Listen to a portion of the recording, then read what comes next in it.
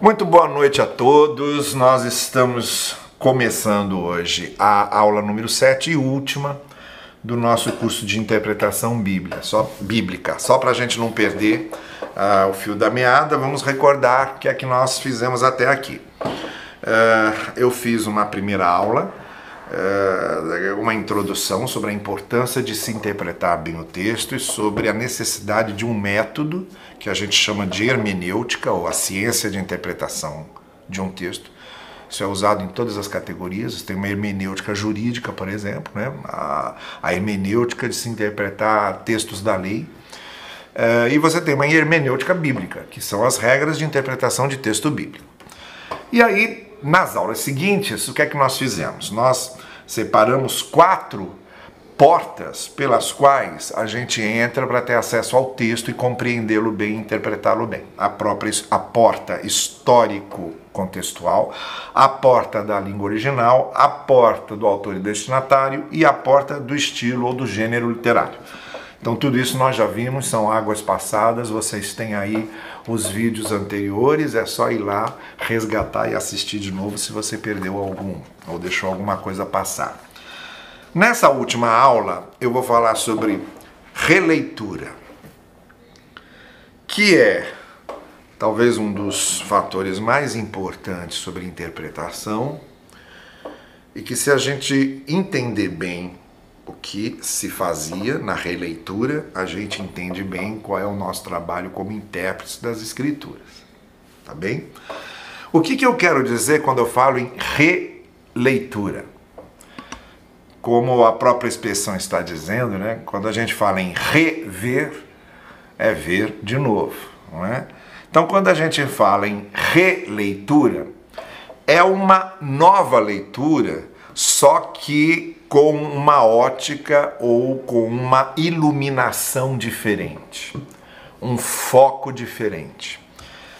A releitura é o seguinte: os autores do Novo Testamento, os escritores do Novo Testamento, dos evangelhos, das cartas, eles olhavam as escrituras deles, que era o Antigo Testamento, que eram os livros do Antigo Testamento, e eles pegavam certos textos e reutilizavam esses textos, isto é, eles davam uma nova interpretação e davam um novo sentido para esses textos à luz do fenômeno Cristo, à luz do que tinham aprendido com o Evangelho.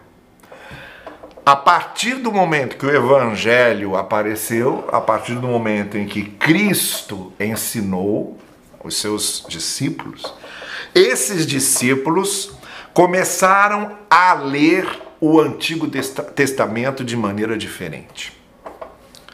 Então, quando eles citam um texto, eles fazem uma releitura. Isso quer dizer o quê? No tempo em que Isaías foi escrito, os leitores de Isaías liam de um jeito e interpretavam de um jeito. Os autores do Novo Testamento pegavam esses mesmos textos que eram vistos de um jeito antes de Cristo, antes do que Cristo falou sobre o Evangelho, então eles viam de um jeito, mas eles usavam esse mesmo texto para dar esse novo sentido que haviam aprendido com Cristo ou que o Evangelho lhes ensinara. Então, era preciso obedecer pelo menos 3 passos lá para fazer a releitura, né? Então vamos ver. Quando Paulo pega um texto do Antigo Testamento, como ele pega o texto de Isaías, que é aquele texto do capítulo 56, verso 7, quando Isaías diz assim: bem-aventurados os pés dos que anunciam boas novas, não é? Para Isaías e para os leitores de Isaías, havia um sentido original para isso aí. Então o primeiro passo de Paulo era conhecer, e ele conhecia, como bom judeu que ele era, aluno de Gamaliel, conhecedor profundo das suas escrituras, ou que hoje nós chamamos de Antigo Testamento. Ele sabia bem o que Isaías queria dizer, qual era o contexto histórico, qual era a língua original de Isaías, qual era o destinatário e a autoria de Isaías, qual era o estilo literário de Isaías. Tudo que a gente viu aqui, Paulo sabia lá sobre Isaías. Então ele respeita primeiro esse sentido original. Num segundo passo, ele separa desse sentido original o que importa nessa reutilização. O que importa na reutilização desse texto de Isaías é a ideia de boas novas, né, para Paulo. Isaías estava falando que, olha, quais são as boas novas? As boas novas é que vocês vão voltar para a terra de vocês.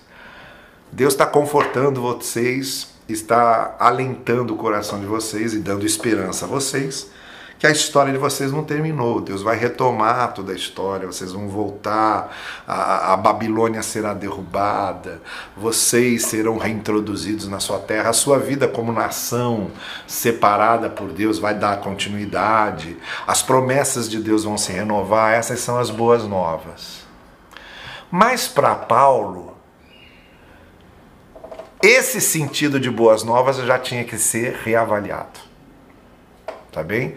Então ele pega a ideia de boas novas, no sentido original do texto, traz para cá e diz, olha, aí ele faz o terceiro passo, que é aplicar o texto num outro sentido que interessa para a pregação do Evangelho.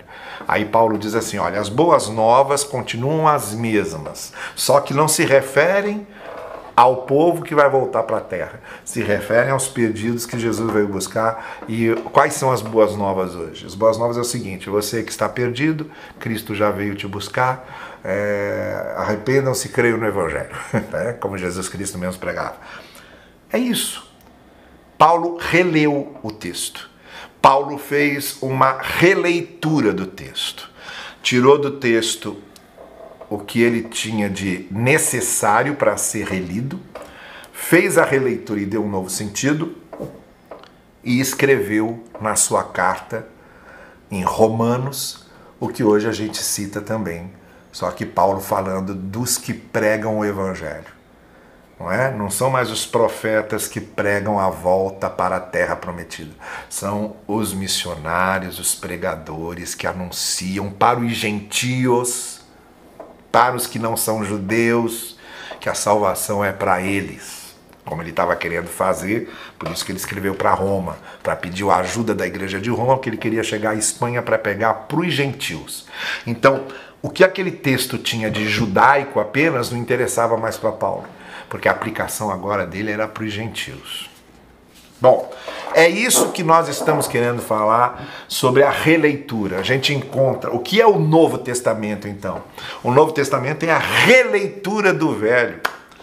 O Novo Testamento mostra pra gente que o Velho Testamento não pode mais ser interpretado nos rigores da restrição que a interpretação ali histórica, limitada àqueles acontecimentos mais imediatos permitiam, mas o sentido agora era revigorado, reformulado e aplicado para novos propósitos. Bom, deixa eu dar aqui mais dois exemplos, tá? Para a gente poder compreender bem. Quem faz muito releitura do Antigo Testamento é Mateus, no seu Evangelho.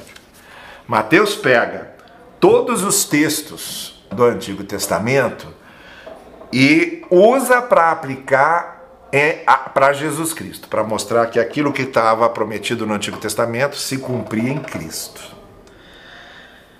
Então, por exemplo, quando ele se refere à virgem que vai conceber, não é? Ele usa um texto de Isaías também. Isaías é o profeta mais usado no Novo Testamento. Por isso que eu acabo citando mais textos que se referem a Isaías também. O texto de Isaías não quer dizer necessariamente uma virgem. O texto de Isaías se refere a uma mulher nova, necessariamente não uma virgem. Mas o que é que Mateus faz? Mateus relê esse texto. E como agora você tem lá uma virgem, que o anjo avisou que ela estaria grávida, a releitura que Mateus faz desse texto é de que essa virgem estava lá predita pelo profeta Isaías. há todo um contexto específico ali que Isaías usa para falar o que ele fala, e que não era mais o contexto de Mateus.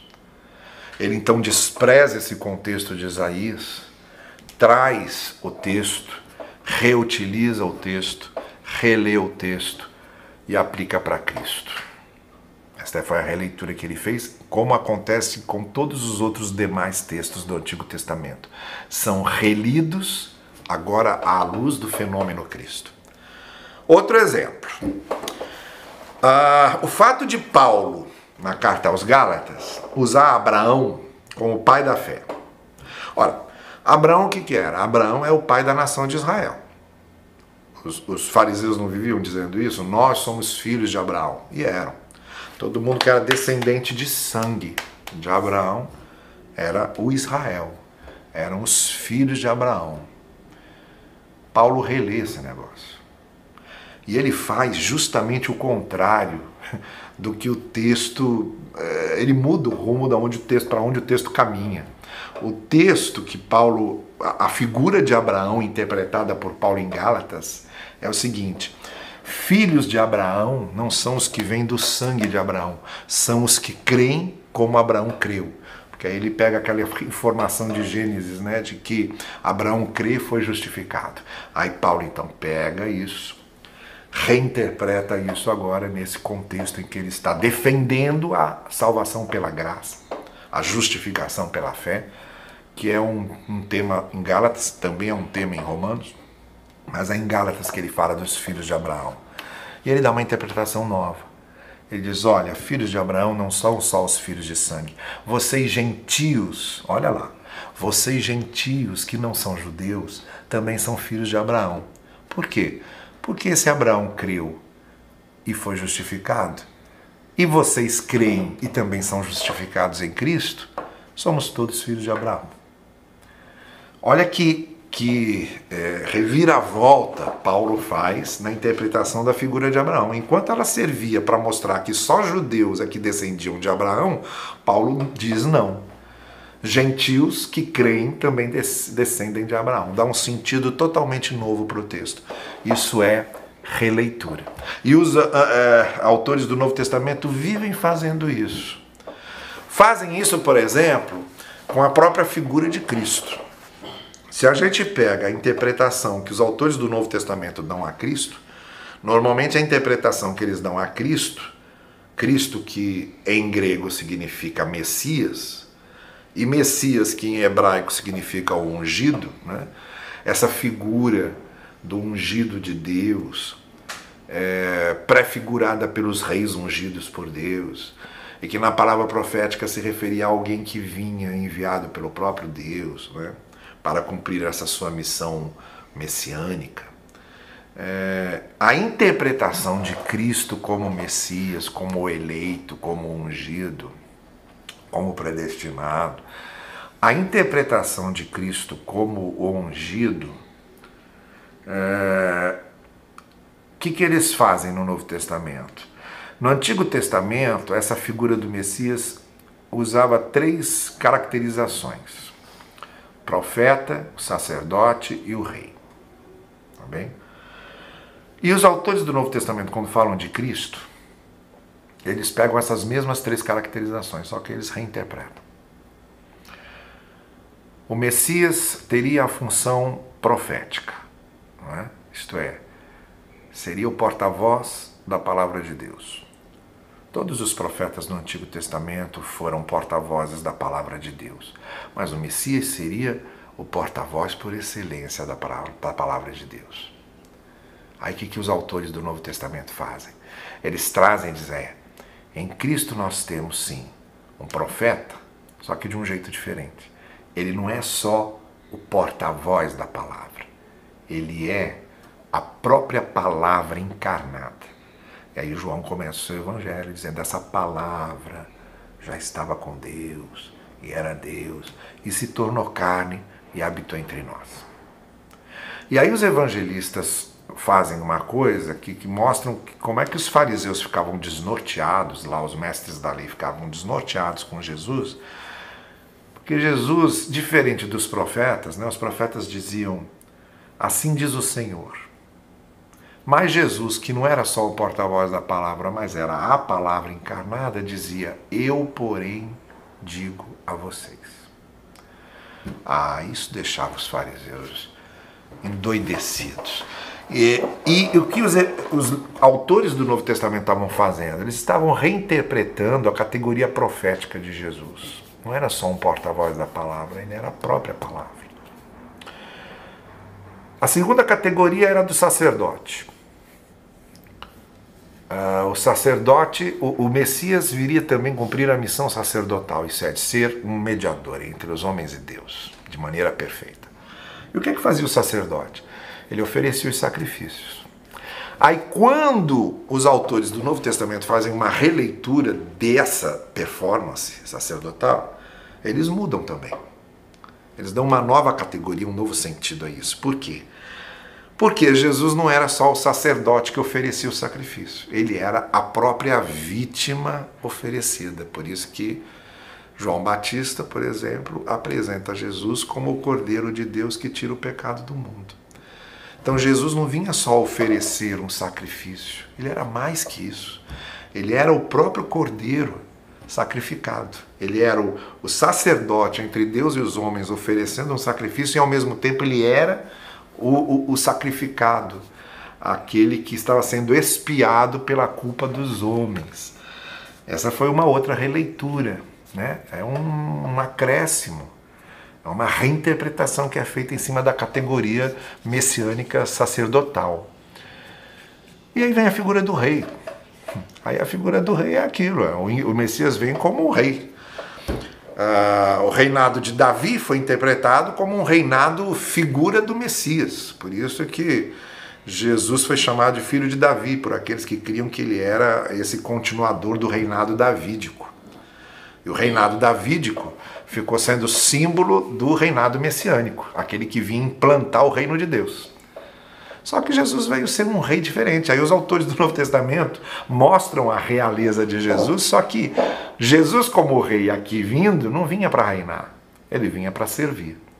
E aí é que a gente encontra Jesus dizendo aos discípulos, olha, eu não vim para ser servido, mas para servir. E encontramos Jesus dizendo a Pilatos, o meu reino não é desse mundo. Os reinos desse mundo são de poder, de dominação, e eu não tenho um reinado de poder e dominação, eu tenho um reinado de serviço, de amor e de graça. Essa era a maneira de Cristo ser rei. Bom, o que eu estou querendo mostrar com isso? Como os autores do Novo Testamento, então, releram ou fizeram a releitura dessas categorias do Antigo Testamento e deram a elas um novo sentido. E que ponto eu quero chegar? Por que eu deixei por último essa lição sobre releitura? Porque a mesma coisa que os autores do Novo Testamento fizeram, de pegar textos do Antigo Testamento, que eram as escrituras deles, e darem essa reinterpretação aplicando para o fenômeno Cristo, primeiro é o que devemos fazer com qualquer texto do Novo Testamento. Do Antigo Testamento. O Antigo Testamento não pode mais ser lido sem a luz do Evangelho. Não é? A Bíblia não pode ser pregada mais sem a luz do Evangelho. Textos bíblicos que você pega sem a luz do Evangelho, você pode defender as coisas mais cruéis e insanas que você pode pensar. Muita gente defendendo pena de morte em cima do Antigo Testamento. Então, pregar o Evangelho é mais do que pregar a Bíblia. É interpretar os textos bíblicos à luz do princípio do Evangelho. Foi isso que os autores do Novo Testamento fizeram. Interpretaram os textos bíblicos à luz do que Cristo tinha ensinado, à luz do que era o Evangelho. E essa é a nossa grande lição sobre interpretação da Bíblia. Os textos da Bíblia, eles são para serem sempre relidos, para serem aplicados na realidade em que nós estamos vivendo. A gente não podemos fazer uma leitura da Bíblia apenas para o que ela dizia no tempo em que ela foi escrita. Nós fazemos a leitura da Bíblia para fazer essa ponte entre o que ela dizia naquele tempo e o que ela está dizendo hoje. Por isso, nessa ponte da nossa releitura, por exemplo, a primeira coisa que a gente faz é tirar os entulhos culturais, os entulhos de época, os entulhos históricos que serviam para aquele tempo, mas que não servem para hoje. Vou dar exemplos muito claros. Pedro dizia que a mulher tem que usar véu na igreja. É um exemplo cultural. Nós não podemos pegar isso e transformar isso numa doutrina. Não é? Porque era apenas uma projeção da realidade cultural do tempo em que o texto foi escrito. A maneira machista como a conjugalidade de marido e mulher é escrita em Efésios, eu não posso interpretar esse texto à luz do patriarcado, mas eu tenho que interpretá-lo à luz dos tempos de hoje. Quer dizer, se eu ficar interpretando o texto da mulher submissa ao marido à luz do patriarcado, eu vou estar repetindo uma fórmula patriarcal e às vezes machista para um tempo em que uma mulher tratada desse jeito é no mínimo um desrespeito para com ela em termos de respeito humano. Então eu pego aquele texto de Paulo que fala sobre o marido amar a mulher sujeitar ao marido, e vou interpretar aquilo à luz do evangelho que fala sobre homem e mulher serem um em Cristo. Não é? Em que mais importante do que uma hierarquia entre homem e mulher é o respeito comum, é a conjugalidade comum, é a troca comum. Esses são os ideais que devem ser buscados. E não eu ficar justificando as maiores crueldades masculinas contra a mulher em nome de um texto de Paulo em que Paulo nem sequer imaginou que o texto dele pudesse ser usado da forma em que o texto é usado para justificar verdadeiras crueldades contra o elemento feminino. Isso é fazer a releitura. Toda a interpretação da Bíblia, ela deve ser uma releitura. Ela deve ser uma aplicação para a necessidade daquele momento em que eu extraio, eu retiro o princípio, aquilo que está por trás da letra, e aplico o princípio, eu aplico a entrelinha e não a linha. Eu aplico o sentido maior e mais essencial do texto à realidade que está sendo vivida. Isso é uma interpretação verdadeira das Escrituras e essa é a responsabilidade do leitor e do intérprete das Escrituras. Eu espero que esse pequeno, breve curso de 7 aulas de interpretação da Bíblia, que não almejava ser um curso de hermenêutica completo, até porque há muitos outros assuntos para serem tratados com mais detalhes do que faríamos aqui, mas servem como sinalizações mais práticas, objetivas, para ajudar você a ser um intérprete melhor das Escrituras. Não basta ler a Bíblia, é preciso saber lê-la. Esse é o nosso desafio. Deus abençoe vocês.